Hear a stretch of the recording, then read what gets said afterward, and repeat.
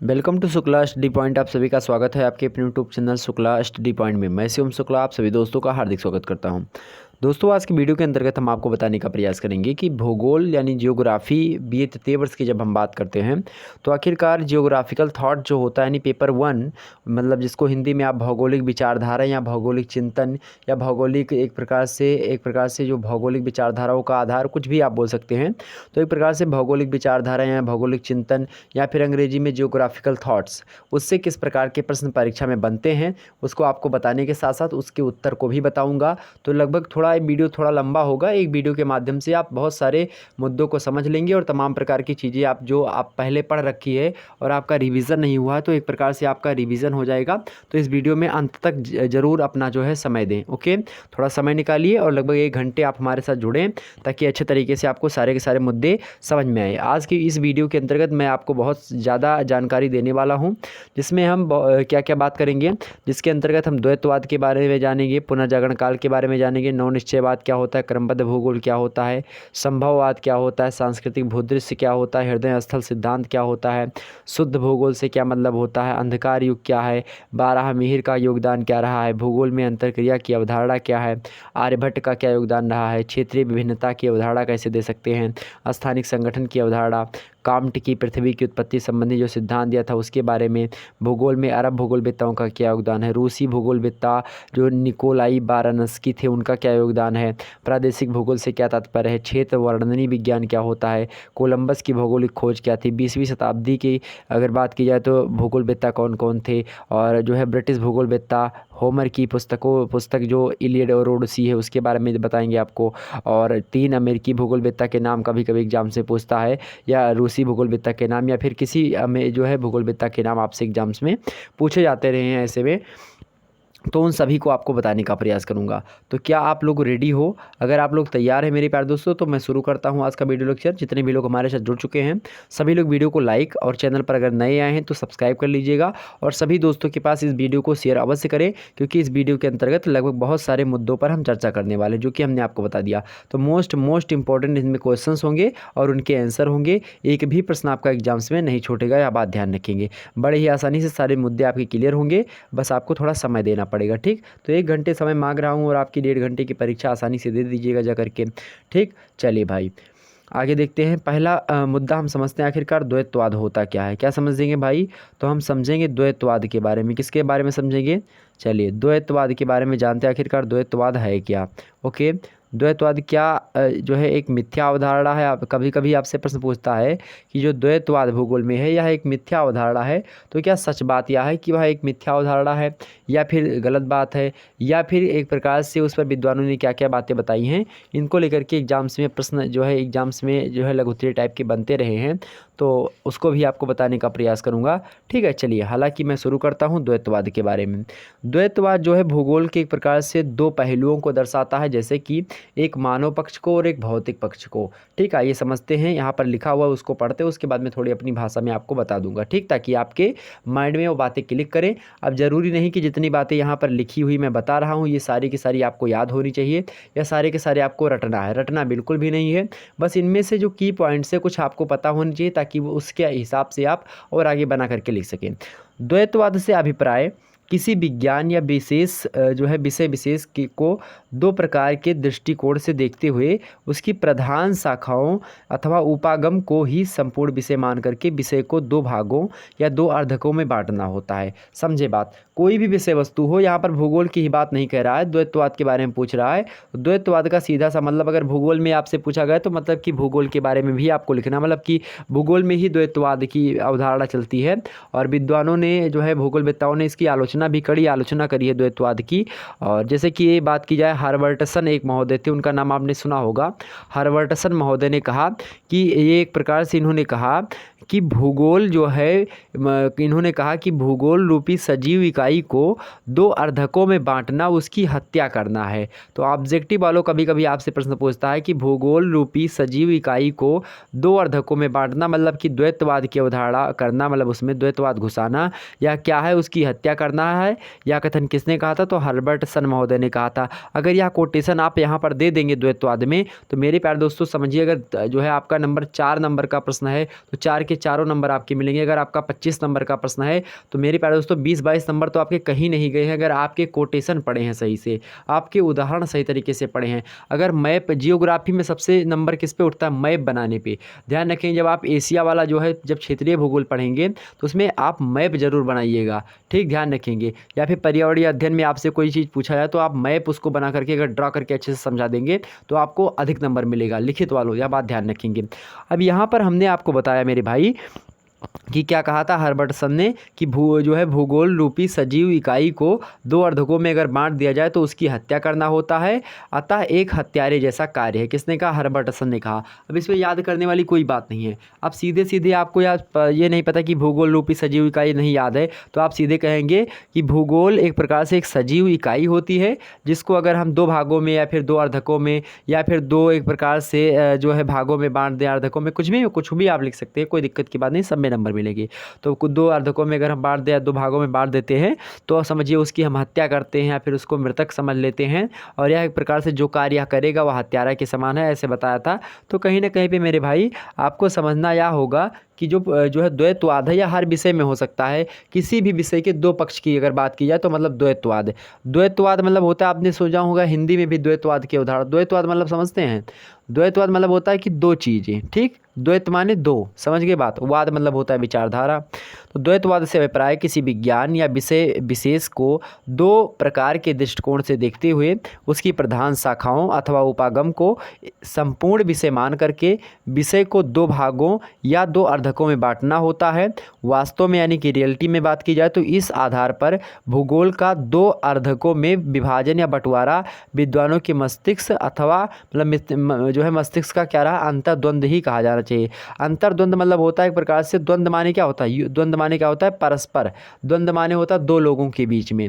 तो क्या हुआ? विद्वानों के बीच में क्या हुआ है? अंतर्द्वंद बना हुआ। द्वंद्व माने समझिए जब द्वंद्व युद्ध एक होता है, मतलब जब दो लोग आपस में युद्ध करें तो उसी को हम द्वंद्व युद्ध कहते हैं। समझ में आते हैं? जब दो लोग युद्ध करें तो उसी को हम क्या कहते हैं? द्वंद्व युद्ध कहते हैं, ठीक। लेकिन अगर दोनों लोग क्या करें, अगर कुश्ती करते हैं, हाथ से लड़ते हैं तो उसको मल्ल युद्ध कहते हैं। अब समझे इसको हमने क्या क्यों बताया यहाँ पर? तो समझे मस्तिष्क का अंतर्द्वंद मतलब कि एक व्यक्ति का मस्तिष्क है दूसरे व्यक्ति के मस्तिष्क से क्या करेगा? द्वंद्व करेगा। द्वंद्व मतलब युद्ध करने की कैटेगरी पर आ जाता है। समझ गए बातें? मतलब कि यह क्या रहा है, भूगोल में एक प्रकार से यह ऐसी विचारधारा है द्वैतवाद की जो कि लोगों को पसंद नहीं है। तो ज़्यादा लोगों को पसंद नहीं है और हमेशा इसको क्या है, आलोचना का सामना करना पड़ा। अभी तक अगर बात की जाए द्वैतवाद की तो यह एक प्रकार से जो है मिथ्या जो है अवधारणा है। क्या? जो भौतिक और मानव भूगोल का जो द्वैत है वह मिथ्या है, ठीक, ध्यान रखेंगे इस बात को। चूँकि भूगोल जो है एक प्रकार से बहुत लंबी चौड़ी विषय वस्तु, उसको दो भागों में बांट करके हम उसको जो है समाहित नहीं कर सकते और बांटना भी इसमें एक प्रकार से क्या होगा, उसके साथ अन्याय होगा। एक विद्वान थे फियरग्रीव महोदय कहते हैं कि क्या भूगोल का निहित उद्देश्य मानव बनाम शेष तत्वों अथवा जैविक बनाम अजैविक तत्वों का अध्ययन करना ही है और कुछ नहीं है? तो वह इन्होंने भी कहा। हर्बर्टसन वहीं पर आप देखते हैं हमेशा सीना ताने खड़े हैं आगे कि नहीं भैया ऐसे कैसे कर दोगे आप, दुइये भाग में काहे बांट दोगे, बहुत सारे भाग हैं इसके, या इसमें जो है दो भाग में। चूँकि हुआ क्या था कि अध्ययन की सुविधा के हिसाब से जो विश्वविद्यालय हैं या फिर जो बड़े बड़े प्रोफेसर्स हैं इन्होंने अपने हिसाब से इसको जो है कैटेगराइज किया, उसके हिसाब से धीरे धीरे पुस्तकें छपने आई। और बहुत सारे विश्वविद्यालय जैसे कि जो है विदेशों के विश्वविद्यालय हैं वहाँ पर भी द्वैतवाद की अवधारणा थी, लेकिन अब धीरे धीरे इसको समाप्त किया जा रहा है, लगातार आप देखेंगे। तो कहीं ना कहीं पे द्वैतवाद जो है भूगोल में एक प्रकार से नकारात्मक जो है विचारधारा के रूप में हमारे सामने आता है, ठीक। मस्तिष्क का अंतर्द्वंद कहा जाना चाहिए। भूगोल के वास्तविक विषय क्षेत्र एवं चिंतन में इस आधार पर इसका प्रभाव आज भी नकारात्मक ही माना गया है। अतएव कहा गया है कि भूगोल का दो भागों में विभाजन क्या है, मिथ्या है। तो आपसे एग्जाम्स में पूछ सकता है प्रश्न, जो है लघुत्तरीय या दीर्घोत्तरीय प्रश्न पूछता है कि जो है भौतिक एवं मानव भूगोल में द्वैतवाद की व्याख्या कीजिए। यह एक प्रकार से भूगोल में दी गई विचारधारा द्वैतवाद की मिथ्या विचारधारा, इस कथन की पुष्टि कीजिए। कुछ इस प्रकार से प्रश्न बनेगा तो आसानी से कर लीजिएगा, कोई दिक्कत की बात नहीं है। जितनी बातें हमने आपको बताई और कुछ यहाँ पर आपको मटेरियल लिखा हुआ है तो इसके माध्यम से आप कर सकते हैं। आगे समझते हैं पुनर्जागरण को, समझे, धीरे धीरे समझते हैं, कोई दिक्कत की बात नहीं है, आसानी से समझेंगे हर एक मुद्दे को, ठीक है। चलिए दूसरा है पुनर्जागरण काल। क्या होता है पुनर्जागरण काल भैया? पुनर मतलब होता है दोबारा, जागरण मतलब होता है जाग जाओ। तो पूरा मगर दोबारा आप जाग रहे हैं, दोबारा आप कोई चीज़ कर रहे हैं तो इसी को हम कहते हैं पुनर्जागरण। एक बार आपने किया, एक बार आपने पढ़ाई खूब जम करके कर ली, लेकिन क्या हुआ, आपने पेपर दिया, पेपर देने के बाद में फिर ठप पड़ गए 2-3-4 महीने के लिए, फिर दोबारा जब पेपर आता तभी आप पढ़ते हैं। क्योंकि बीए में होता क्या है, आप लोग सोचते हैं कि बहुत सहज है और वैसे 2 दिन की पढ़ाई में 3 दिन की पढ़ाई में निकल जाएगा। जब पेपर आता तब बोलते हो सर जी इसका वीडियो बनाओ, इसका वीडियो बनाओ। अरे कहाँ से बना ले भाई, जब पहले बताओगे ना कि मेरी यूनिवर्सिटी का पेपर आज के 10 दिन पहले बता दो वीडियो बनाना है सर जी, तो उस पर भाई विचार विमर्श कर लिया जाए, उस पर कंटेंट तैयार किया जाए। लेकिन अब आज ही बताते हो, आज रात में बताया हमने, आप जो है 8 बजे बता दिया कि कल सुबह सर जी जो है 9 बजे से पेपर है। अब क्या करें भाई, सर जी कहाँ से मटेरियल तैयार करें इतना जल्दी। ऐसे में मेरे प्यारे दोस्तों आपको करना क्या होता है, आप शुरुआत से ही पढ़ना पड़ता है। जैसे आपने सेकंड ईयर में है, आप थर्ड ईयर में हैं, आप थर्ड ईयर में निकले, आपको एमए करना है या फिर बीएड करना, जो भी करना है आप आसानी से कर सकते हैं जा करके, कोई दिक्कत की बात नहीं है। और ऐसे मान लेते आप सेकंड ईयर में थे तो आपको थर्ड ईयर की तैयारी पहले से प्रारंभ कर देनी चाहिए थी, तो आज वो चीज़ें आप 6 से 7 बार पढ़ लेते। ध्यान रखेंगे, साइकोलॉजी का एक नियम है, जब भी आप कोई कार्य करें, जब भी आप कोई कार्य करें, लगातार लगभग अगर आप 21 बार या फिर 10 से अधिक बार कर देते हैं तो वो एक प्रकार से आपको कभी भूलेगी नहीं जीवन में। ठीक, ध्यान रखेंगे, साइकोलॉजिकल इफेक्ट्स है। समझते हैं पुनर्जागरण, तो दोबारा आप पढ़ते हैं वही, उसी को हम पुनर्जागरण कहते हैं। तो वही चीज़ भूगोल में आप देख लीजिए कि किस प्रकार से पहले भूगोल का एक प्रकार से उदय हुआ, लेकिन धीरे धीरे क्या हुआ, बीच में एक प्रकार से ठप पड़ गया भूगोल, फिर एक प्रकार से जब उदय हुआ तो उसी को हम पुनर्जागरण काल के नाम से जानते हैं। समझते हैं, यूरोप में पूर्व मध्यकाल, कह रहा है कि यूरोप में पूर्व मध्य का युग, यूरोप में पूर्व मध्य का जो युग रहा है मेरे प्यारे दोस्तों, वह क्या रहा है, यूरोप में पूर्व मध्य युग का उत्तरार्ध काल, यानी कि 12वीं से 15वीं सदी। 12वीं से 15वीं सदी, 12वीं सदी का मतलब क्या होता है, 1100 से लेकर के 1101 से लेकर के जो है 1200 के समय काल को हम क्या कहते हैं, 12वीं शताब्दी कहते हैं। क्या कहते हैं, 12वीं शताब्दी कहते हैं।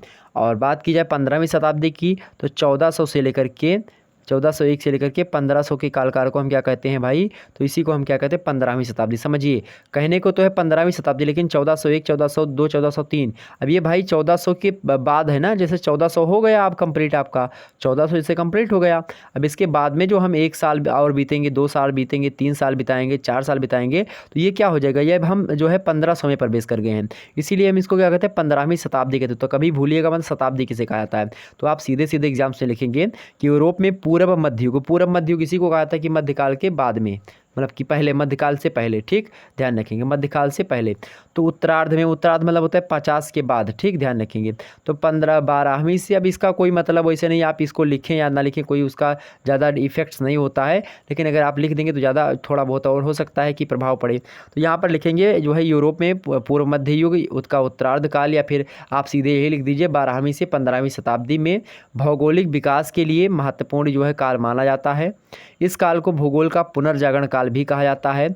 इस काल को भूगोल के इतिहास में पुनर्जागृति काल भी कहा जाता है। इस काल की भूगोल के इतिहास में पुनर्जागृति काल अथवा तथ्य प्राप्ति युग के नाम से भी जाना जाता है। इसमें बहुत सारे तथ्य मिले और बहुत सारी चीज़ें जो की जाने लगी वैज्ञानिक तथ्यों पर आधारित होने लगी। ठीक, तो ध्यान रखेंगे। तो पुनर्जागरण आप समझ गए ना कि दोबारा से अगर कोई चीज़ आप करें, क्योंकि इस समय हुआ क्या, जो 12वीं से 15वीं शताब्दी है, लगभग जो है यहाँ पर से 1100 से लेकर के जो समय काल है आपका, 1100 से लेकर के 1500 का जो समय काल है, इसी को हम क्या कहते हैं, पुनर्जागरण काल कहते हैं। भूगोल के इतिहास में 1100 के से लेकर के 1500 के ईस्वी के समय काल को हम क्या कहते हैं, पुनर्जागरण काल कहते हैं। क्योंकि इस समय क्या हुआ, बहुत सारे लोग क्या हुए मेरे प्यारे दोस्तों, लोग यात्रा करनी प्रारंभ कर दी, लोगों ने बहुत सारी यात्राएं करना प्रारंभ कर दी। यात्राओं के फलस्वरूप क्या हुआ, लोगों के एक प्रकार से, जब भाई कोई यात्रा करोगे तभी तो आप भूगोल के बारे में जानोगे। क्योंकि भूगोल क्या है, एक प्रकार से पृथ्वी की एक प्रकार से अंतरा अनुशासनिक विषय है। या आप देखेंगे मानव और प्रकृति के बीच का संबंध दर्शाने वाला विज्ञान है। पृथ्वी तल पर जो सभी समस्त चीज़ें हैं आपको दिखाई पड़ती, सब का सब भूगोल के अंतर्गत हम अध्ययन करते हैं। तो कहीं ना कहीं पे आप एक स्थान से दूसरे स्थान पर जब जाएंगे तो आप तमाम प्रकार की चीज़ों का अध्ययन करेंगे, तमाम प्रकार की चीज़ों को देखेंगे। तो एक प्रकार से इस समय ऐसी चीज़ें हुआ करती थी, तो ये सारी चीज़ें हो रही थी। ठीक, आगे समझते हैं और भी मुद्दों को। तो पुनर्जागरण काल समझ में आ गई, पूछेगा कर देंगे ना। चलिए आगे, नवनिश्चयवाद। नवनिश्चयवाद क्या है भाई, इसको समझते हैं। तीसरा नंबर प्रश्न है नवनिश्चयवाद। वर्तमान समय में भूगोलवेत्ता जिस विचारधारा को मानते हैं उसी की हम क्या कहते हैं, नवनिश्चयवाद कहते हैं। ग्रिफिथ टेलर ने इसे वैज्ञानिक निश्चयवाद या फिर रुको एंड जाओ सिद्धांत कहा। ऑब्जेक्टिव वालों आपसे जरूर प्रश्न पूछता है एग्जाम्स में कि वैज्ञानिक निश्चयवाद किसे कहा जाता है, तो जो है किसे कहा जाता है, नवनिश्चयवाद को ही वैज्ञानिक निश्चयवाद कहते हैं। या रुको एंड जाओ सिद्धांत किसे कहा जाता है, तो निश्चयवाद को ही कहा जाता है। ठीक, हम इसको थोड़ा अभी समझाते हैं आपको, रुको एंड जाओ सिद्धांत।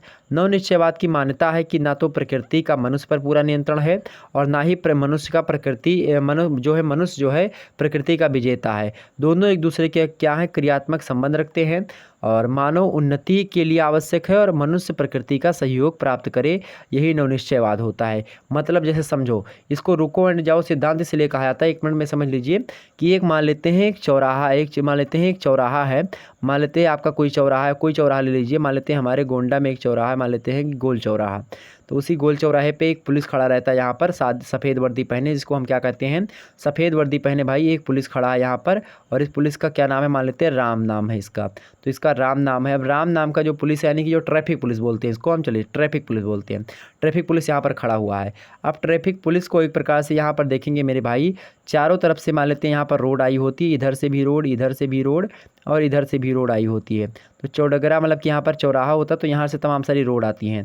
अब ऐसे अगर इसको आप मैप बना करके इसे समझा देंगे, इसको क्या भाई, इसको क्या बोलते हैं, इसको जो है नवनिश्चयवाद, जो ग्रिफिथ टेलर ने दिया था इसको एक प्रकार से मतलब कि जो नाम दिया था, अगर आप इसको ऐसे बना देंगे, यहाँ पर जो है ये होगा क्या भाई, ये क्या होगा जो हमने बताया था, इसको हमने क्या नाम दिया था, जो है ट्रैफिक पुलिस है।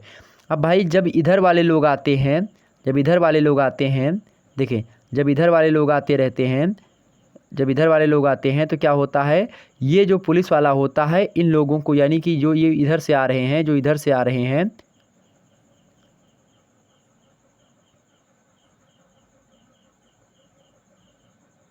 एक मिनट, हाँ मैं कह रहा था आपको, यहाँ पर देखें,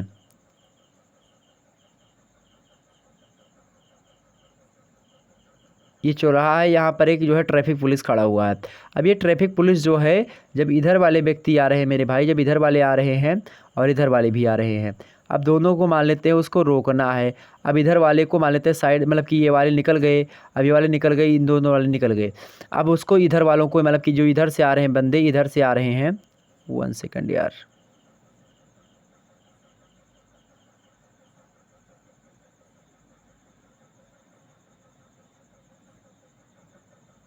हाँ वैसे समझा दें आपको यार, चलिए मैं समझा दूँ। ये देखिए, ये है ट्रैफिक पुलिस है। अब इधर से कोई व्यक्ति आ रहा है इधर से, तो इनको रोक देता है जब चाहता है ट्रैफिक पुलिस, और जब चाहता तब जाने देता है, मतलब कि इधर को बोलता है कभी जाने को, कभी इधर को बोलता है जाने को, मतलब कि एक प्रकार से ऐसे वो रोकता रहता है। तो जो मनुष्य जो यहाँ पर खड़ा हुआ है ट्रैफिक पुलिस, वो क्या है, जो ट्रैफिक पुलिस खड़ा है मेरे प्यारे दोस्तों, वह क्या है, वह प्रकृति है, वह क्या है, प्रकृति है। और जो यहाँ से आ जा रहे हैं मनुष्य जो हैं इधर से, चार चक्का से, चाहे ट्रक से आ रहे हैं, चाहे बस से आ रहे हैं, जो व्यक्ति इधर से सड़क पास कर रहे हैं, उनको जब चाहता रोकता है, मतलब कि इसके कहने पर आते हैं, कहने पर जाते हैं। तो यही होता है आपका रुको एंड जाओ सिद्धांत, जब चाहता रोकता है, जब चाहता है जाने देता है। एक ट्रैफिक पुलिस की भांति प्रकृति है, और जो उसमें चलायमान जो है मनुष्य हैं, यानी जो है व्यक्ति, यानी यात्रीगण जा रहे हैं, मतलब कि जो उस सड़क पर जाते आते रहते, वो कौन है भाई, वह मनुष्य हैं। तो इसीलिए हम इसको क्या कहते हैं, रुको एंड जाओ सिद्धांत कहते हैं। समझ गए बातें, आगे समझते हैं। चौथा नंबर प्रश्न देखें। चौथा नंबर प्रश्न है, क्रमबद्ध भूगोल क्या है। क्रमबद्ध भूगोल क्या है, चूंकि भूगोल क्रमबद्ध है इसीलिए हम इसको क्या कहते हैं, एक विज्ञान की श्रेणी में रखते हैं। ठीक, इतनी बातें क्लियर हुई। चले देखें यहाँ पर, समझे क्रमबद्ध भूगोल। इस भूगोल मतलब कि इस उपागम में, उपागम मतलब होता है एक प्रकार से पार्ट, ठीक, उपागम को अंग्रेजी में पार्ट कहते हैं। तो इस उपागम में भूगोल के विभिन्न उपकरणों जैसे कि भू आकृति, जलवायु, मिट्टी और वनस्पति, जंतु जगत, खनिज पदार्थ, जनसंख्या, आर्थिक व्यवसाय, कृषि, उद्योग, परिवहन, व्यापार, इन सभी का हम अध्ययन समस्त पृथ्वी भर के लिए किया जाता है, मतलब हम करते हैं। इसमें प्रत्येक प्रकरण या तत्व का या फिर तत्व सम्मिश्रण का विश्लेषण होता है। संसार में उसके लिए वितरण के क्षेत्रों या प्रदेशों का सीमांकन किया गया है। अभी समझाते हैं इसको।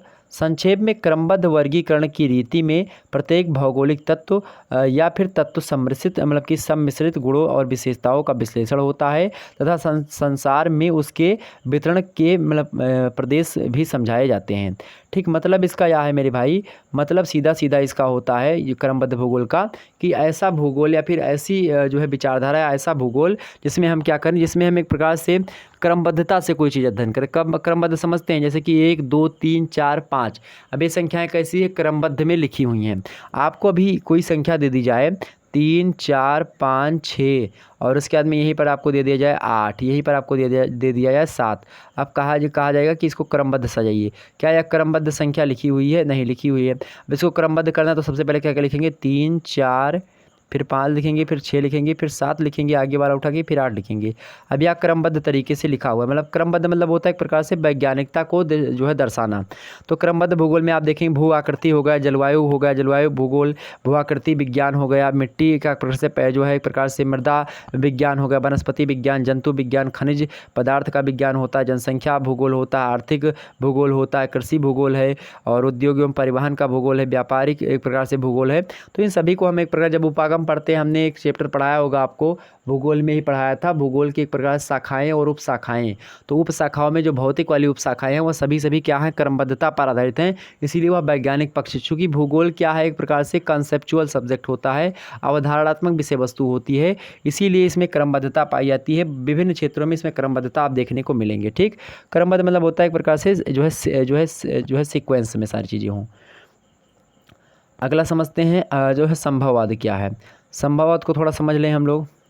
संभववाद समझते हैं भाई, 5वां नंबर प्रश्न। संभववाद के संस्थापक कौन है? सबसे पहले जानिए, वाइडल डीला ब्लास। कौन है संभववाद के संस्थापक? कौन है? Vidal de la Blache. इन्हीं को हम विडाल डीला ब्लास के नाम से भी जानते हैं। संभववाद के अनुसार मनुष्य मतलब कि प्रकृति मनुष्य के सामने संभावनाएं रखती है। जैसे बात की जाए संभववाद का मतलब क्या? संभव माने होता है कि आपको प्रकृति ने खेत दिया है, आपको प्रकृति ने मिट्टी यानी मृदा रूपी प्राकृतिक संपदा दे रखी है। अब उसमें चाहे आप मिर्चा बोएं, चाहे आप आम का वृक्ष लगाएं, और चाहे आप तमाम प्रकार की चीज़ें करें उसमें, चाहे आप उसमें केले का वृक्ष लगवाएं, और चाहे आप उसमें सागवन साल जैसे वृक्षों को लगवा दे, या फिर लिपस्टिक वगैरह लगवा दे, जिसके क्या हो लोग है आपकी पृथ्वी ही जो है एक प्रकार से बंजर हो जाए।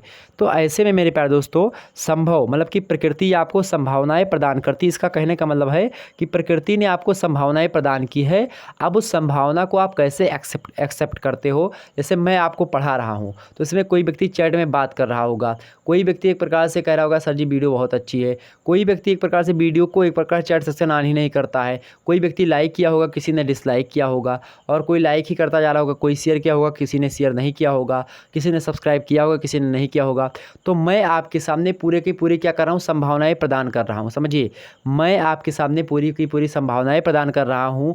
अब आप अपने हिसाब से, अपने मन के हिसाब से, अपनी आत्मा के हिसाब से, अपने नेचर के हिसाब से, आप अपने हिसाब से इस वीडियो के माध्यम से जानकारी ग्रहण कर रहे हैं।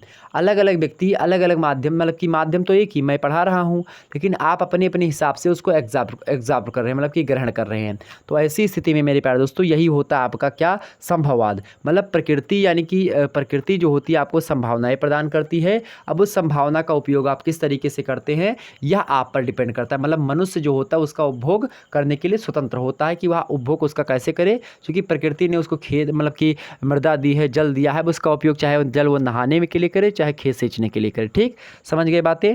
देखिए, संभववाद के अनुसार प्रकृति मनुष्य के सामने कई संभावनाएं रखती है, जिसमें मनुष्य अपनी आवश्यकता के अनुसार चयन करता है कि उसका उपयोग और उसका उपयोग करता है। संभववादियों के अनुसार पृथ्वी वातावरण और उसका प्रभाव नहीं, बल्कि मनुष्य का कार्य ही आरंभ बिंदु है। जो संभववादी हैं मानते हैं कि पृथ्वी जो है वातावरण और उसका प्रभाव नहीं है, कि वातावरण के द्वारा पृथ्वी का निर्माण नहीं हुआ है, बल्कि मनुष्य का कार्य ही आरंभ बिंदु है, जिसमें सबसे महत्वपूर्ण जो है कौन है? जिसमें सबसे महत्वपूर्ण है चयन की स्वतंत्रता। अब मनुष्य चयन करता है, जो भी उसी के हिसाब से होता है। ऐसे पृथ्वी पर वह चीज़ होगी जो मनुष्य चाहेगा, जो नहीं मतलब कि जो नहीं चाहेगा वह नहीं होगा। यह संभववादियों का मानना है। मतलब कि पृथ्वी पर जो चीज़ जब मान लेते हैं उनको अगर पेड़ दिया गया तो पेड़ वो चाहे काटे और चाहे उसका ऑक्सीजन ग्रहण करें। तो अगर वो सोचेंगे तो एक प्रकार से वो कृत्रिम बारिश आज तो का मनुष्य के एक प्रकार से क्या है, बहुत आगे बढ़ चुका है। तमाम प्रकार की डिबेट होती है इस पर।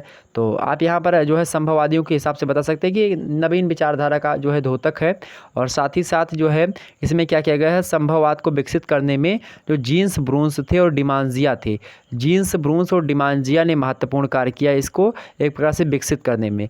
वाइडल डीला ब्लास ने इसका क्या किया था, प्रारंभ किया था। वाइडल डीला ब्लास के शिष्य थे ये दोनों, जीन्स ब्रूंस और क्या जीन्स ब्रूंस और मेरे प्यारे दोस्तों कौन थे, डिमांजिया। ओके, आगे समझते हैं। 6वां नंबर प्रश्न देख लीजिए। और सांस्कृतिक भूदृश्य क्या है? सांस्कृतिक भूदृश्य तो संभववाद आपको समझ में आ गया।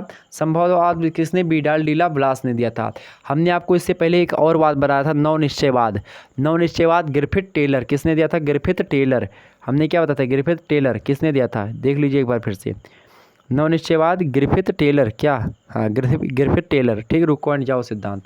चलिए, संभववाद समझ में आ गया, द्वैतवाद समझ में, सब समझ में रहे ना, कोई दिक्कत नहीं होनी चाहिए। इसीलिए मैं धीरे धीरे बता रहा हूँ, ताकि भूगोल एक प्रकार से जटिल विषय वस्तु है, इसको आप लोग कठिन जो है, इस पेपर में आप लोग बहुत ज़्यादा फंसे हुए हैं और बहुत ज़्यादा कठिन भी लगता है यह पेपर, तो इसीलिए हमने इसको बता दिया आपको। और सुदूर पूर्व एशिया को लेकर के आपके चैनल पर जो है हमने मॉडल पेपर मतलब इसी प्रकार से जैसे इस प्रकार से इसमें हम बता रहे हैं, उसी प्रकार से हमने सुदूर पूर्व एशिया का और दक्षिण पूर्व एशिया का बता दिया है। दक्षिण पश्चिम एशिया का जल्द ही आपके सामने प्रस्तुत करूँगा, ध्यान रखेंगे मेरे भाइयों के। तो फटाफट से वीडियो को लाइक शेयर और चैनल पर अगर नए हैं तो सब्सक्राइब कर दीजिएगा, ठीक है। और ध्यान रखेंगे मेरे पास दोस्तों, पर्यावरणीय अध्ययन को लेकर के भी आपके चैनल पर पहले से वीडियो अवेलेबल है, और उसको ऑब्जेक्टिव वालों में भी हमने तमाम सारी चीज़ें बताई थी, उसको भी आप लोग देख लीजिएगा, सारे मुद्दे वहाँ से क्लियर हो जाएंगे। और पर्यावरण को लेकर के मैं एक प्रकार सेपरेट वीडियो जल्दी आपके सामने देने का प्रयास करूँगा, ठीक है। तो चलिए मिलते हैं फिर अगले प्रश्न से आपके सामने जो है, आपको सामने अगले प्रश्न को लाते हैं। प्रश्न नंबर 6, सांस्कृतिक भूदृश्य क्या है। सांस्कृतिक भूदृश्य का क्या अर्थ है भैया, समझिए। सांस्कृतिक भूदृश्य जो है उसका क्या अर्थ होता है, इसको थोड़ा सा हम समझते हैं। तो सांस्कृतिक भूदृश्य का अर्थ मानव के द्वारा निर्मित भूदृश्य होता है। सांस्कृतिक भूदृश्य क्या होता है, मानव के द्वारा निर्मित भूदृश्य को हम क्या कहते हैं, सांस्कृतिक भूदृश्य कहते हैं। अर्थात जो मनुष्य ने अपने एक प्रकार से आवश्यकता के हिसाब से बनाया है, ऐसे दृश्य को हम, ऐसे निर्मित भूदृश्य को हम क्या कहते हैं, जो है क्या कहते हैं, हम सांस्कृतिक भूदृश्य के नाम से जानते हैं। मानव प्राकृतिक दृश्य भूमि का प्रयोग करके उसमें रूपांतरण करके उस पर अपनी कृतियों की एक प्रकार से अपने निवास की छाप लगा देता है। मानव की कृतियों सहित जो भूदृश्य बनता है उसे सांस्कृतिक भूदृश्य कहते हैं। जैसे जब प्रकृति ने पृथ्वी को बनाया था, तो क्या जैसे आज पृथ्वी है वैसे प्रकृति ने सीधे सीधे बना के दे दिया था, नहीं दिया था। पृथ्वी बनी, पृथ्वी पर धीरे धीरे क्या हुआ, मनुष्य आए, मान लेते मनुष्य आ गए। अब धीरे धीरे मनुष्यों ने क्या किया, पेड़ पौधे जो थे उसका उपयोग किया उन्होंने, संभववाद के अनुसार मान लेते उसका उपयोग करके क्या हुआ, उन्होंने पहिया बनाया, उन्होंने क्या क्या तमाम प्रकार के जो है डेवलप चीज़ें करी, घर बना करके रहने लगे। जैसे घर में ईंटा वगैरह जो मिट्टी थी उसको पका करके ईंट बनाया, ईंट के माध्यम से सीमेंट वगैरह बनी, तमाम प्रकार के तत्वों को खोजा गया, वह बनाया गया। तो कहीं ना कहीं पे आज जैसा सुंदर आपका पृथ्वी दिख रही है, ऊपर से देखिए आप सैटेलाइट से कभी, तो आप हरी भरी एकदम से दिखाई पड़ती है। आप देखेंगे पृथ्वी और हरी भरी, उससे पहले बहुत ही जब मनुष्य नहीं थे, लेकिन एक प्रकार से मनुष्य आए हैं तो हरा भरा कुछ कम हुआ है। लेकिन आप यहाँ पर देखेंगे तमाम प्रकार के डैम वगैरह, बड़ी बड़ी बिल्डिंगें बनी है, लाइट वगैरह जगमगा रही पृथ्वी। तो कहीं ना कहीं पे यह ऐसा भूदृश्य बना है। तो यह भूदृश्य कैसा है, सांस्कृतिक भूदृश्य है, मनुष्य ने बनाया है, ठीक।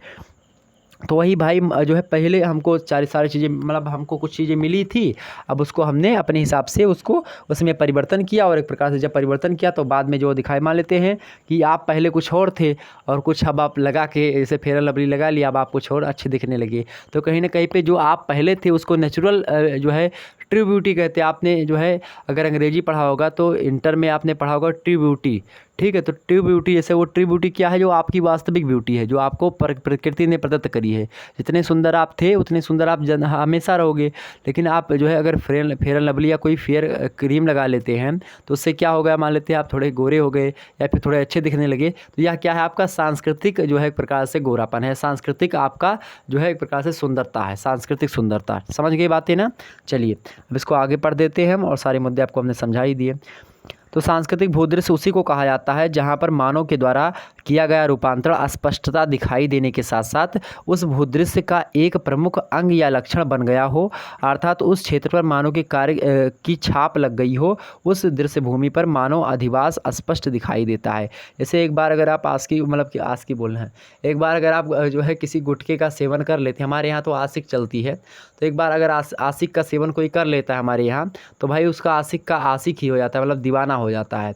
तो कहीं ना कहीं पे आप जैसे जो छाप होती है वो पड़ जाती है। आप एक बार एक प्रकार से किसी चीज़ का यूज़ करेंगे तो दोबारा आपको करने की एक प्रकार से 21 दिन लगातार आप कोई चीज़ कर लीजिए तो आपको 22वें दिन आपकी ना चाहते हुए आप उसको कर देंगे, ठीक। समझ गए बातें। तो एक प्रकार से वही होता है आपका सांस्कृतिक भूदृश्य। आगे देखते हैं हृदय स्थल का सिद्धांत। सांस्कृतिक भूदृश्य आपको समझ में आ गया विस्तार से। तो एक प्रकार से छाप लग जाती है कि आराम से मनुष्य अब उसमें, जैसे पहले आपको देखें पंखा बना था, पंखा के बाद में क्या बना भाई, पंखा पहले आपको बेना बना था, जो हैंड फैन जिसको आप कहते हैं। हमारे पास हैंड फैन फ़ैन है, जब लाइट चली जाती है तो हैंड फ़ैन का प्रयोग करते हैं हम लोग। अभी हैंड फ़ैन का प्रयोग कर रहे हैं हम, ठीक। देखिए, तो एक प्रकार से पहले हैंड फ़ैन था, बाद में उसके बाद में क्या है, पंखा आया। पंखे के बाद में क्या है, आपका कूलर आया। कूलर के बाद में क्या बनी, एसी बनी। तो धीरे धीरे क्या हो रहा है, परिवर्तन होता जा रहा है। आपने पंखे से हवा खाई, धीरे से दिमाग बढ़ा कि नहीं पंखा जो है और थोड़ा कूलर लाने, ताकि पानी से भी थोड़ा हवा मिल सके। पानी से, अब पानी वानी कौन भरेगा यार, इसमें एसी लगवा लो सीधे। तो ये हुआ ना, तो एक प्रकार से क्या हुआ, एक छाप बनती चली जाती है और लगातार लोग सांस्कृतिक भूदृश्य बनाने में लगे रहते हैं, ठीक। तो एक जटिल, एक प्रकार से क्या होती है, क्रमिक प्रक्रिया हम इसको बोल सकते हैं। आगे समझते हैं 7वां नंबर प्रश्न, हृदय स्थल सिद्धांत। हृदय स्थल सिद्धांत तो मैकेंडर महोदय थे। मैकेंडर महोदय के अनुसार प्राचीन दुनिया के तीनों महाद्वीपों, जैसे यूरोप, एशिया और अफ्रीका, यूरोप, एशिया और अफ्रीका को मिला करके एक विश्वद्वीप बनता है। क्या एक विश्वद्वीप बनता है? इस विश्वद्वीप के बाहर के क्षेत्रों को सुदूर बाहरी क्षेत्र कहा गया है। विश्वद्वीप में संपूर्ण विश्व की 25% जनसंख्या निवास करती है। विश्व के बाह्य क्षेत्रों में यही जनसंख्या मतलब कि एक प्रकार से क्या होती है, प्रसावित मतलब कि प्रवासित होती रही है। विश्वद्वीप के मध्यवर्ती आंतरिक जो है स्थल को ही हम हृदय स्थल कहते हैं। यह भाग सबसे कठिनाई, एक प्रकार से कठिनाई से पहुँच वाला भाग माना गया है और इसके अंतर्गत एशिया अथवा मतलब एशिया का मतलब कि प्रवाही प्रदेश एवं अंटार्कटिका प्रदेश सम्मिलित किया गया है। यह भाग मध्य एशिया, उत्तरी हिम से जो है प्रकार से ढके प्रदेशों से लेकर अरेबिया में मरुस्थलीय प्रदेशों तक फैला हुआ है। और सन 1919 ईस्वी में मैकेंडर ने इसे मतलब इसमें पूर्वी यूरोप यानी कि यूरोपीय मतलब कि रूप जो था उसको भी सम्मिलित जो है कर लिया था। इसी प्रकार सहारा के दक्षिण के मध्य अफ्रीकी भाग को भी हम अफ्रीकी गौड़ हृदय स्थल माना जा सकते हैं, ठीक। तो एक प्रकार से हृदय स्थल क्या था, यूरोप, एशिया और अफ्रीका को अगर मिला ले तो एक विश्वद्वीप बनता है। इसके बीच के भाग को हम हृदय स्थल कहते थे। इसके बारे में एक सिद्धांत दिया गया, उसी को हम हृदय स्थल सिद्धांत के नाम से जानते हैं। आगे समझते हैं 8वां नंबर।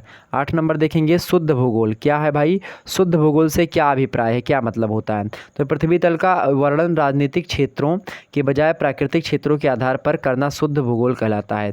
पृथ्वी तल का वर्णन राजनीतिक क्षेत्रों के बजाय अगर हम प्राकृतिक क्षेत्रों के आधार पर करें तो उसी को हम क्या कहते हैं, शुद्ध भूगोल कहते हैं। समझे बात? जैसे कि मान लेते हैं पृथ्वी तल का अगर हम अध्ययन जैसे करें कि भारत का भूगोल पढ़ें तो भाई पाकिस्तान का भूगोल छूट गया, और पाकिस्तान का भूगोल पढ़े तो भारत का छूट गया, चाइना का छूट गया, इसी प्रकार से अफगानिस्तान का छूट गया। लेकिन अगर भारत बात की जाए प्रकृति की, तो क्या प्रकृति ने भारत और जो है अमेरिका या फिर इसको अलग अलग बना के भेजा था? नहीं भेजा था ना। तो जब हम अलग अलग राष्ट्रों का अलग अलग अध्ययन करते हैं, जैसे कि भूगोल का हम अध्ययन करते हैं भारत के संदर्भ में, तो यह क्या होगा मेरे प्यारे दोस्त, शुद्ध भूगोल नहीं होगा। शुद्ध भूगोल तब होगा जब हम एक प्रकार से पूरे के पूरे संसार का, पूरी की पूरी पृथ्वी का अध्ययन करें, उसमें किसी भागों का कैटेगराइजेशन न करें। जैसे कि हिमालय पर्वत का अगर हम अध्ययन कर रहे हैं तो उसमें हम नेपाल के जो नेपाल में जो चोटियाँ उसके बारे में पढ़ें, और जो भारत में भी चोटियाँ उसके बारे में पढ़ें, तो यह क्या है, हम शुद्ध भूगोल के अंतर्गत पढ़ रहे हैं। समझो बात। जैसे कि पूरी पृथ्वी जैसे हमको मिली थी, अगर वैसे हम बिना देश के राजनीतिक हिसाब से ना पढ़ें कि नक्शा बांट करके पढ़ें, तो राजनीतिक नक्शा को हम ना पढ़ें तो नक्शा आप देखते होंगे, नक्शा भी कई प्रकार का आता है। एक प्राकृतिक नक्शा आता है और एक प्रकार से कौन सा नक्शा आता है, राजनीतिक। तो राजनीतिक नक्शा में क्या होता है, आपका कैटेगरी मतलब की सीमा सबकी, मतलब कि भारत की सीमा अलग बनी होगी, चाइना की अलग से, मतलब कि एक प्रकार से नक्शा सबका बना होता है। लेकिन जब प्राकृतिक नक्शा आप लेंगे तो उसमें क्या बना रहेगा कि कहाँ पर मैदान है, कहाँ पर समुद्र है, कहाँ पर झील है, कहाँ पर नदी है, कहाँ पर झरना है, कहाँ पर पर्वत, कहाँ पर पठार, कहाँ पर वन है, तो कहाँ पर एक प्रकार से कौन सी वनस्पतियाँ पाई जाती है। तो एक प्रकार से उसमें हम यही नहीं देखते कि किस देश में क्या पाया जाता है, तो वो एक प्रकार से वैसे दिखाई पड़े। जहाँ पर जो है वो क्या होगा, आपका रेगिस्तान, वहाँ पर भूरा भूरा दिखाई पड़ेगा। जहाँ पर आपका वन होगा वहाँ पर हरा दिखाई पड़ेगा। जहाँ पर पर्वत होगा वहाँ पर थोड़ा सफ़ेद मात्रा में दिखाई पड़ेगा। तो इस प्रकार के प्राकृतिक मैप होता है आपका, ठीक। आगे समझते, तो उसी जब हम उसका अध्ययन करते हैं तो उसी को हम क्या कहते हैं, शुद्ध भूगोल कहते हैं। पृथ्वी के गोलों पर बहुत सी श्रेणियां हैं जिसको पर्वत श्रेणियां एक दूसरे से पृथक करती हैं। इस सिद्धांत को विस्तार पूर्वक लिखते हुए पृथ्वी के ग्लोब का वर्णन लिखने वाले 17वीं शताब्दी में जो है अथानासियस किस्पर भूगोलवेत्ता हैं, उन्होंने बल दिया था, परंतु उस समय इस विचार पर कोई ध्यान नहीं दिया गया। 18वीं शताब्दी के मध्य में इस विचार का पुनर्जागरण हुआ। शुद्ध भूगोल की विचारधारा का पालन बुआचे जो है गुट्टेरेर और होमियर और ज्यूनेन आदि भूगोलवेत्ताओं ने किया है, ठीक। तो शुद्ध भूगोल का मतलब क्या होता है, हम नक्शे के हिसाब से पढ़ाई ना करें, पर पूरी की पूरी पृथ्वी का अध्ययन सिरता एक प्रकार से एक सीरियल से करें, ठीक। आगे देखते हैं 9वां नंबर प्रश्न देखिए भैया। अंधकार युग से क्या तात्पर्य है? अंधकार युग क्या होता है इसको थोड़ा समझें। और चलिए, अंधकार युग से क्या तात्पर्य है? ईसा मसीह की, ईसा मसीह को समझते हैं, ईसा मसीह को जानते हैं, ईसाई मतलब ईसाई धर्म के एक प्रकार से प्रवर्तक माने जाते हैं, ईसाई धर्म को बढ़ावा देने वाले हैं। तो भैया ईसा मसीह का जन्म जो हुआ था 0 शताब्दी में हुआ था, मतलब कि 0 ईस्वी में हुआ था इनका जन्म। तो 0 से पहले वाले समय काल को हम क्या कहते हैं? उसको हम क्या कहते हैं? उसको हम BC कहते हैं, यानी बिफोर क्राइस्ट, जिसको हम ईसा पूर्व के नाम से जानते हैं। ईसा पूर्व मतलब ईसा मसीह के जन्म से पहले को हम जो है क्या जानते हैं? ईसा पूर्व कहते हैं। और ईसा मसीह के जन्म के बाद को हम क्या कहते हैं? ईस्वी कहते हैं, यानी आज 2021 ईस्वी चल रही है, ठीक। और ईसा मसीह का जन्म आज से कितने साल पहले हुआ था? 2021 साल पहले ईसा मसीह का जन्म हुआ था, ठीक। तो ईसा मसीह के जन्म किया 2021 साल पूरे हो चुके हैं, समझ गए बातें। चलिए, तो अब ईसा और पूर्व और ईस्वी अगर लिखा मिले तो आप समझ जाइएगा कि हाँ इसका मतलब यह होता है। समझिए, तो ईसा की 3री शताब्दी मतलब कि 300वीं शताब्दी, मतलब समझें कि 300 से लेकर के और 12वीं शताब्दी, 300 से मतलब कि एक प्रकार 30वीं शताब्दी मतलब क्या होगा आपकी कि 200 से लेकर के 200 से लेकर के आपका, और 12वीं शताब्दी का मतलब क्या होगा कि 1200 तक की, मतलब कि 1200 तक के समय काल को।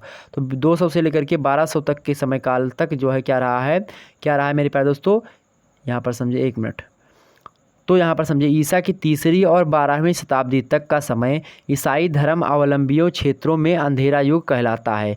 क्यों कहलाता है? इसका कारण यह है कि इस काल में भौगोलिक ज्ञान के क्षेत्र में कोई उल्लेखनीय प्रगति नहीं हुई है, वरन बहुत सी धारणाओं और संकल्पनाओं पर अज्ञान का पर्दा छा गया था। पृथ्वी की आकृति को गोल के बजाय तस्तरी नुमा माना गया था, तथा मध्य के धार्मिक जो है तीर्थस्थल यरूशलेम को जो है बीच में रखा गया था कि यह पृथ्वी का जो है मध्य स्थान है। पृथ्वी के मानचित्र में स्वर्ग भी बनाया गया था, पृथ्वी के मानचित्र में तब स्वर्ग भी बनाया गया था इस समय की बात की जाए तो।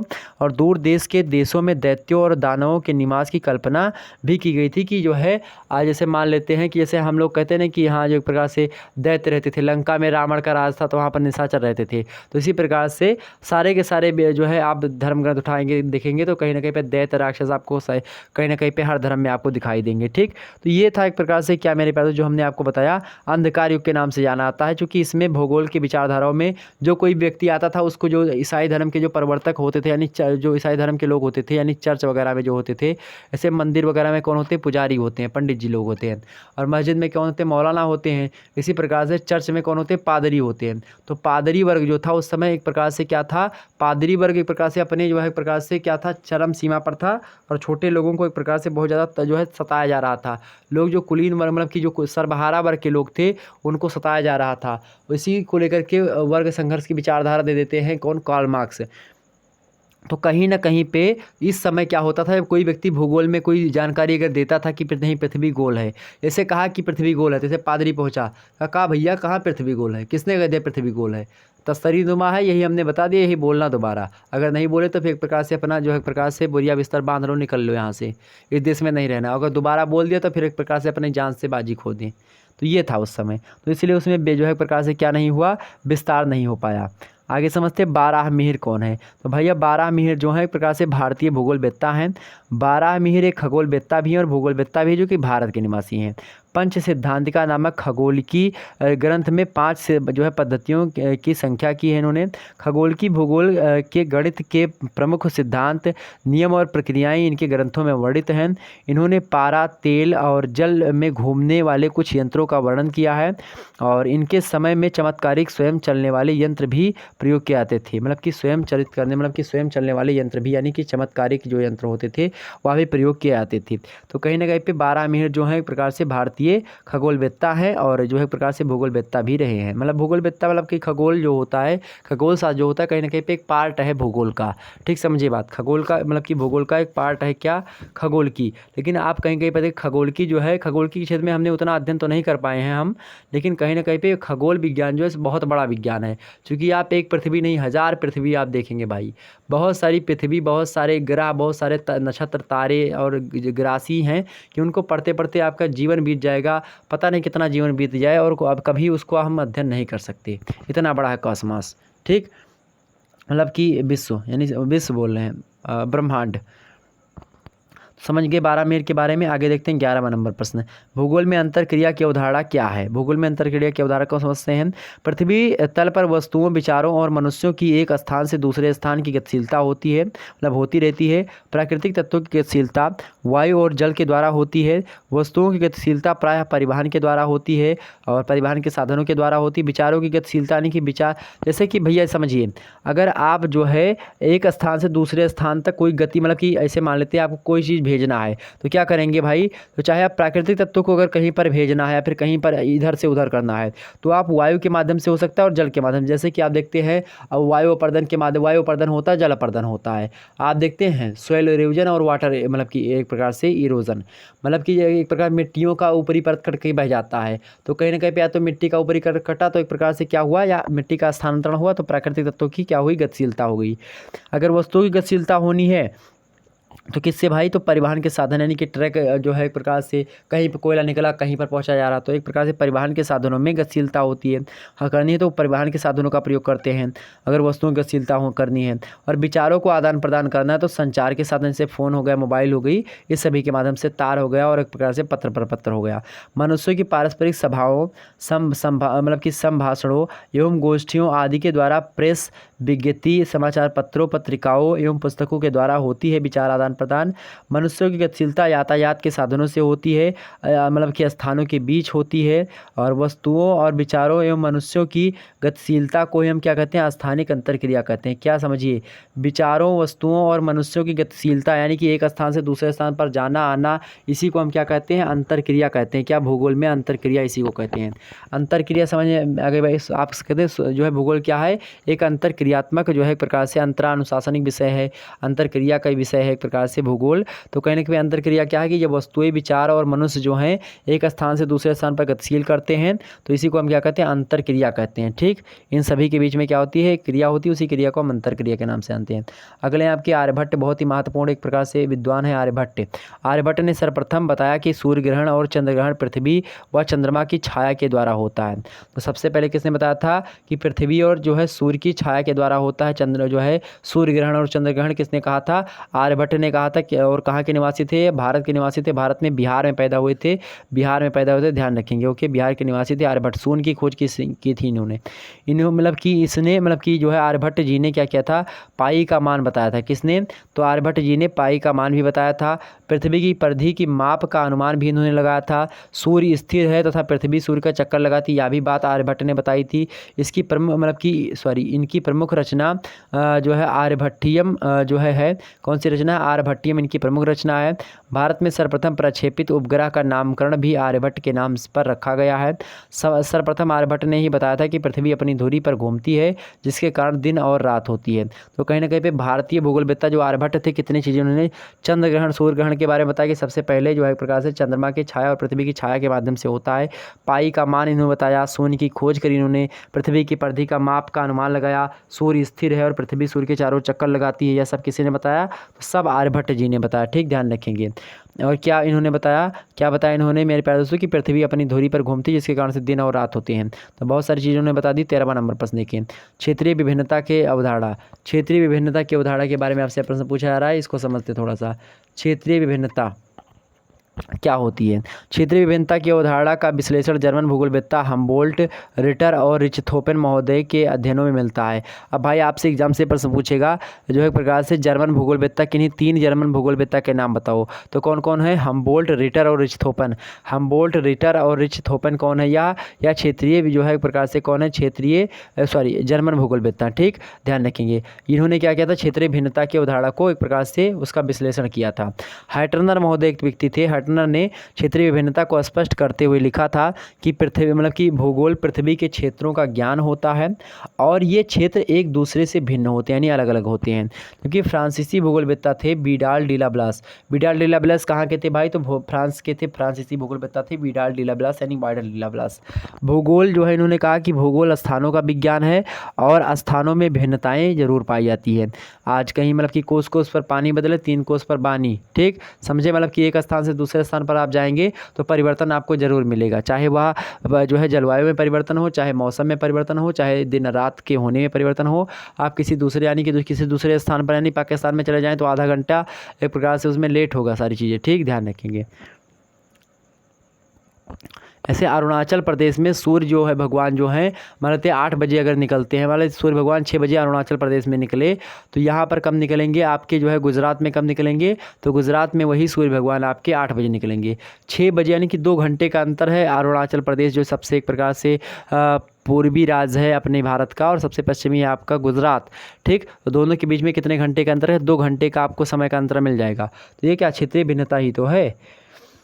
तो ब्रिटिश भूगोलवेत्ता की एक समिति थी 1950 ईस्वी में भूगोल की परिभाषा जो है करते हुए कहा कि भूगोल वह विज्ञान है जो क्षेत्रीय विभिन्नता तथा उसके संबंधों के संदर्भ में पृथ्वी तल का वर्णन करता है। ये क्षेत्रीय मतलब कि कहाँ कहाँ पर क्या क्या चीज़ें हैं इसका अध्ययन करता है भूगोल, ठीक, ध्यान रखेंगे।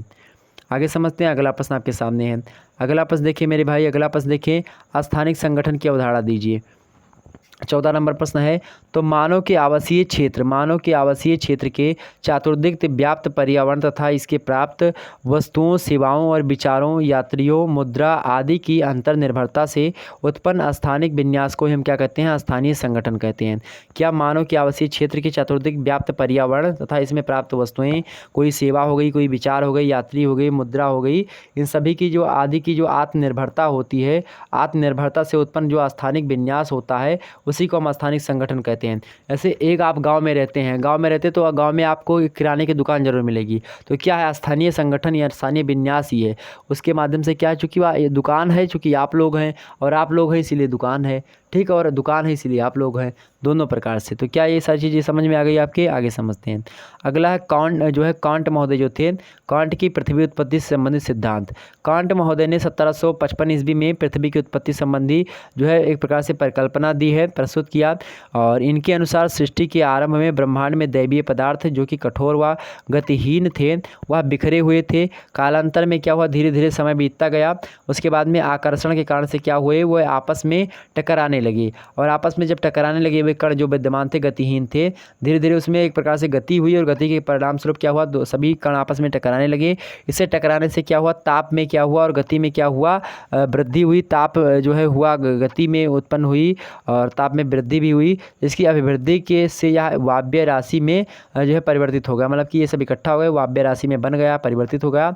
अंततः निहारिका के रूप में, निहारिका जो है बादल गैस अणु सिद्धांत इसका पूरा नाम है, तो जिसको कांट महोदय ने दिया था, तो अंततः निहारिका के रूप में बदल गया। इस निहारिका के जो है अति तीव्र गति से भ्रमण करने के कारण से क्या हुआ, अपकेंद्रीय बल जो है क्या हो गया, बढ़ गया, जिसके कारण से छल्ले निकलने आरंभ हो गए। इसी मतलब कि इन्हीं से ग्रहों की उत्पत्ति और मतलब कि अवशिष्ट पदार्थ सूर्य के रूप में बच गया। मतलब समझिए क्या कह रहा है इनको, मतलब इनका कहने का मतलब है, 1 मिनट में समझा दूं आपको। ऐसे ये कहते हैं कांट महोदय की वायव्य राशि जो परिकल्पना इन्होंने दी थी, कौन सी परिकल्पना थी, निहारिका बादल गैस अणु सिद्धांत। मतलब पहले कुछ दैवीय पदार्थ जो थे कि पूरे के मान लेते ब्रह्मांड ये है, अब ब्रह्मांड में क्या था, ये फैले हुए थे। अब ये जो छोटे छोटे टुकड़े थे ब्रह्मांड में फैले हुए थे, सामान्य से फैले थे। अब क्या हुआ, धीरे धीरे क्या हुआ, किसी कारण के बस में क्या हुआ, धीरे धीरे ये क्या हुए, इनमें गति प्रारंभ हो गई, और गति प्रारंभ हुई तो क्या हुई, एक आपस में क्या होने लगे, टकराने लगे, और जब आपस में टकराने लगे तो क्या हुआ, इसमें ताप में वृद्धि हुई और गति में इनकी वृद्धि हुई। अब धीरे धीरे क्या होता गया, ताप में और गति में वृद्धि होती गई। ऐसी स्थिति में क्या हुआ कि यह जो थे वह एक प्रकार से अब जो है एक प्रकार से एक सर्पिलाकार मतलब इस प्रकार से घूमने लगे सब। तो एक प्रकार से इस प्रकार से ये लोग घूमने लगे, मतलब एक प्रकार से वायव्य राशि बन गई है, मतलब कि एक प्रकार से क्या होने लगे, एक प्रकार से सर्पिलाकार में क्या होने लगा भाई, पूरा का पूरा जो तत्व था वह घूमने लगा। और जब ये पूरा का पूरा तत्व घूमने लगता है मेरे प्यारे दोस्तों, आप इसमें जो है ये परिकल्पना के हिसाब से मतलब कि इसमें जब घूमने लगता है और घूमने के बाद में क्या होता है, धीरे धीरे होता क्या है, इससे टूट करके क्या होता है, इससे टूटा कोई चीज़ तो बन गया, कोई ग्रह बन गया और कोई सौरमंडल बना, विभिन्न प्रकार के ग्रह क्षुद्र ग्रह तमाम प्रकार की चीज़ें बनती रहीं। और उसी में जो है पदार्थ थोड़ा बहुत बचता अवशिष्ट के रूप में, उसको हम क्या कह देते हैं, उसी को मेरे पास दोस्त सूर्य कह दिया। तो यहाँ से क्या निकला, सौरमंडल की उत्पत्ति हुई, तमाम प्रकार की चीज़ें उत्पन्न हुई, ठीक, ध्यान रखिए। तो ब्रह्मांड की उत्पत्ति का भी सिद्धांत है, तो ऐसे हुआ सारी चीज़ें, ठीक, समझ में आ गई बातें, आगे समझते हैं। 16 नंबर प्रश्न देखो भाई, 16 नंबर प्रश्न है आपके सामने कि भूगोल में अरब भूगोलवेत्ताओं के योगदान का उल्लेख कीजिए। तो भूगोल में अरब भूगोलवेत्ताओं के योगदानों का उल्लेख निम्न प्रकार है। पहला देखते हैं प्राचीन भौगोलिक ज्ञान की रक्षा। प्राचीन भौगोलिक ज्ञान की रक्षा जो है भूगोलवेत्ताओं में अरब भूगोलवेत्ताओं का यही योगदान है। पहला योगदान है कि प्राचीन भौगोलिक में ज्ञान की रक्षा की, इन्होंने ज्ञान को बचाया। दूसरा है यह कि खगोलकी में जो है विशेष प्रगति इन्होंने करी है। तीसरा योगदान यह है कि गणितीय भूगोल का भी विकास इन्होंने किया है। चौथा योगदान है कि अक्षांशों तथा देशांतरों की शुद्ध गणना इन्होंने करने के एक प्रकार से बताई है। अक्षांश देशांतर समझते हैं ना, पृथ्वी जो है एक प्रकार से इसमें जो ऐसी रेखाएं होती हैं वह अक्षांश होती हैं, जो खड़ी खड़ी रेखाएं होती हैं वह देशांतर रेखाएं होती हैं। ठीक, ध्यान रखेंगे। आगे देखते हैं। आगे है अक्षांशों तथा देशांतरों की शुद्ध गणना करी इन्होंने। अगला है भौगोलिक वर्णन ग्रंथों का सृजन किया इन्होंने। मतलब कि जो वर्णन ग्रंथ थे वो भूगोल के बारे में बताते थे, उसके बारे में इन्होंने पढ़ा। ठीक, अगला है 6वां नंबर भौगोलिक कोषों का संकलन भी किया इन्होंने। नेक्स्ट शिक्षा क्षेत्रों पर जो है भौगोलिक ज्ञान का विकास भी किया। नेक्स्ट अलंकारिक जो है भौगोलिक का मतलब कि अलंकारिक भौगोलिक वर्णन किया इन्होंने। अलंकार मतलब कि एक प्रकार से जो है सजा धजा करके बताया सारी चीज़ों को। अगला अरब मानचित्र कला का विकास भी जो है इन लोगों के माध्यम से हुआ। तो लगभग ये इतनी बातें हो गई जो कि अरब भूगोलवेत्ताओं का योगदान है भूगोल में। आगे समझते हैं अगला रूसी भूगोलवेत्ता जो है निकोलाई वाराणसी जो महोदय थे, उनका भूगोल में क्या योगदान है, समझते हैं इसको। क्या नाम है भैया इनका? रूसी भूगोलवेत्ता निकोलाई वाराणसी। तो वाराणसी जो थे 140 से अधिक रूसी लेखकों के कार्यों की समीक्षा की है इन्होंने।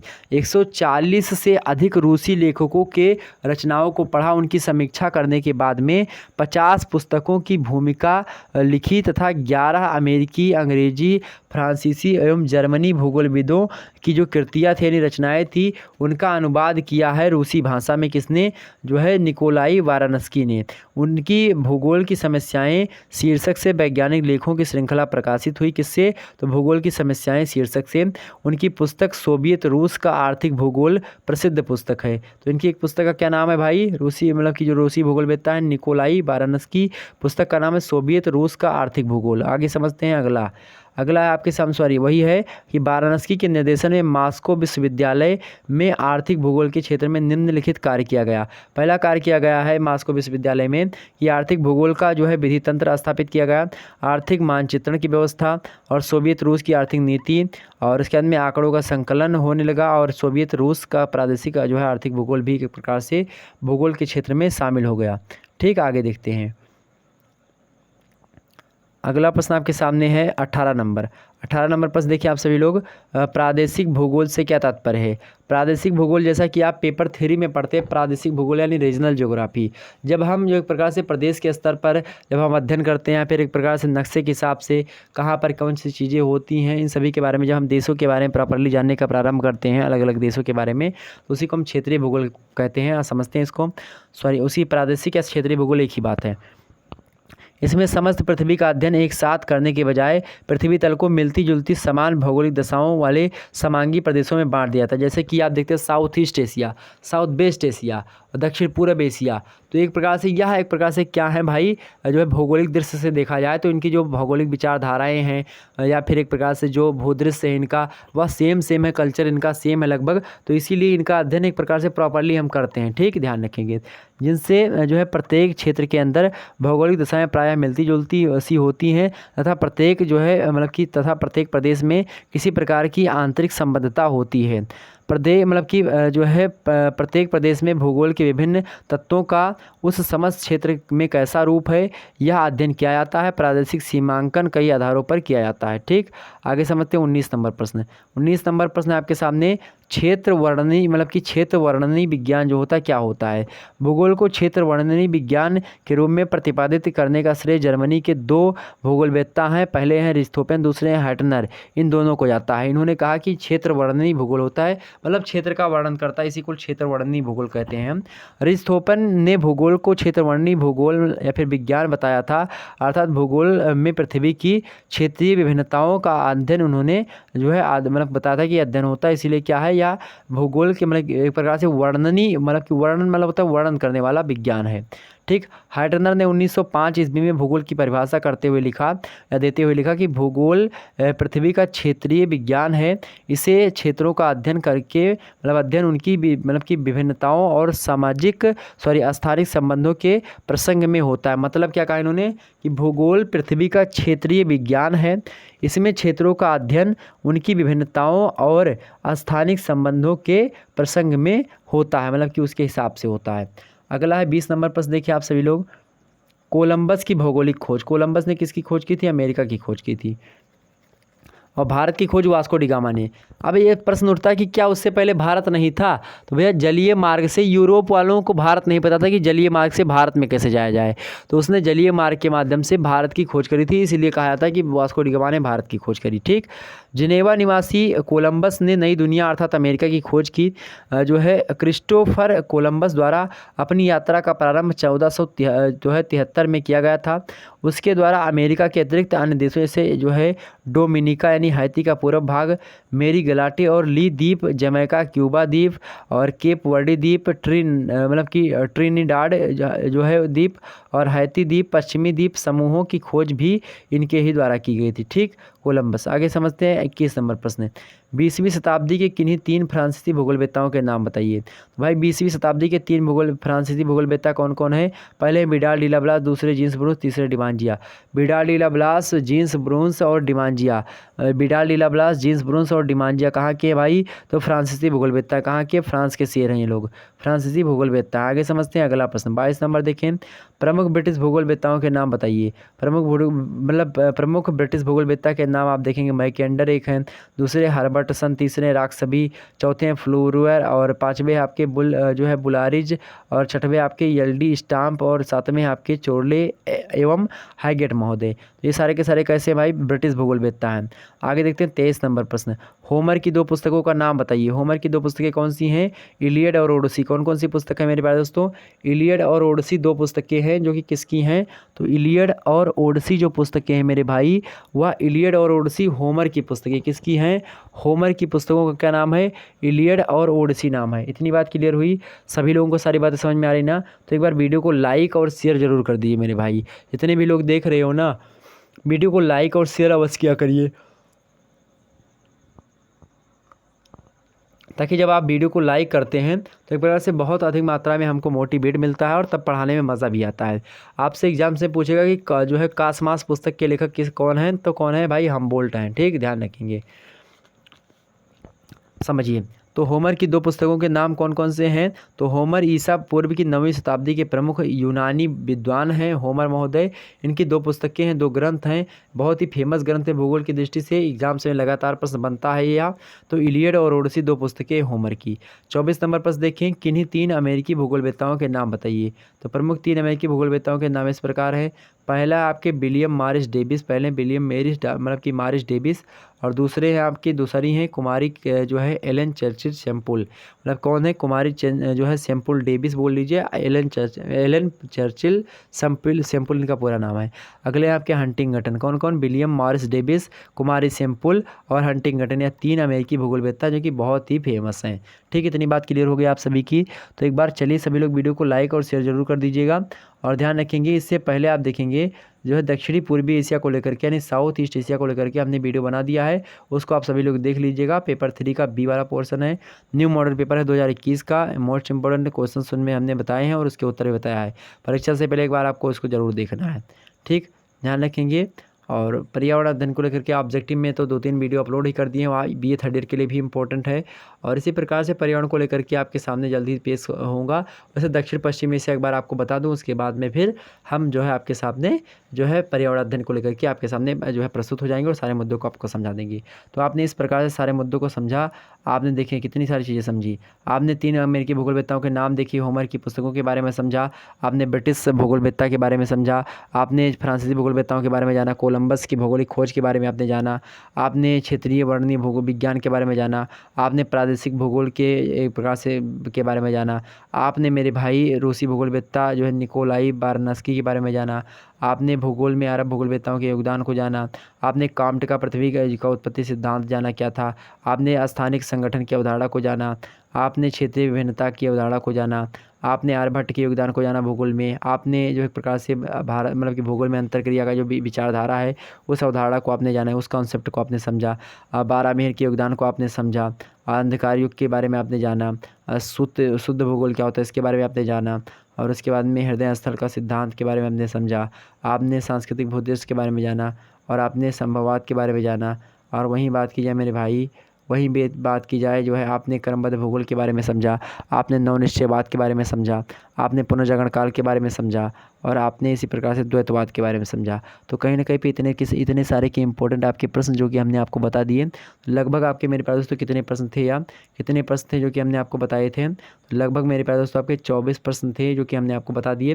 वैसे आपसे और भी प्रश्न अगर पूछेगा तो पूछ सकता है कि किन्हीं 2 रूसी भूगोलवेत्ताओं के नाम बताइए। रूसी भूगोलवेत्ता भाई कौन कौन है एक बार पहले समझिए। सबसे पहले हमने क्या बताया, फ्रांसीसी भूगोलवेत्ता के नाम भाई 3 फ्रांसीसी भूगोलवेत्ता, पहले विडाल डी लाप्लास, दूसरे आपके गिल्स ब्रूस, तीसरे डिमांजिया। आपसे पूछे ब्रिटिश भूगोलवेत्ता तो भाई ब्रिटिश भूगोलवेत्ता मैकेंडर, हर्बर्टसन, राक्सबी, जो है फ्लीवर, बुलरीज और एल.डी. स्टाम्प और जो है चोरले एवं हैगेट, ये सब हैं। ओके, होमर की 2 पुस्तकें के नाम पूछे आपसे तो इलियड और ओडिसी। अमेरिका के भूगोलवेत्ताओं के बारे में से पूछ सकता है नाम आपसे तो कौन है, हंटिंगटन, कुमारी सेम्पल और विलियम जो है मॉरिस डेविस। ओके, ध्यान रखेंगे। और आपसे पूछे कि रूसी भूगोलवेत्ताओं के नाम बताओ तो भाई लोमोनोसेव और कौन है, डोकुचायो और उसके बाद में लोमोनोसेव और डोकुचायो, ये सब कहाँ के हैं, रूसी भूगोलवेत्ताओं के नाम है। रूस में मतलब कि रूसी भाषा में ही है नाम। हिंदी में जब अगर आप उसको पढ़ेंगे तो यही प्रोनाउंस होगा। ठीक, सारी बातें क्लियर हो गई। जितने मुद्दे हमने बताया आपकी सारी बातें क्लियर हो गई, सारे डाउट्स आपके समझ में आ गए, सारी चीज़ें क्लियर हो गई होंगी। तो एक बार सभी लोगों को good night, I love you सभी लोग, गुड नाइट मेरे प्यारे दोस्तों, राम राम, नमस्ते, जय हिंद। सभी लोगों को जय हिंद। फिर मिलते हैं नेक्स्ट वीडियो में, तब तक के लिए जय हिंद, जय भारत।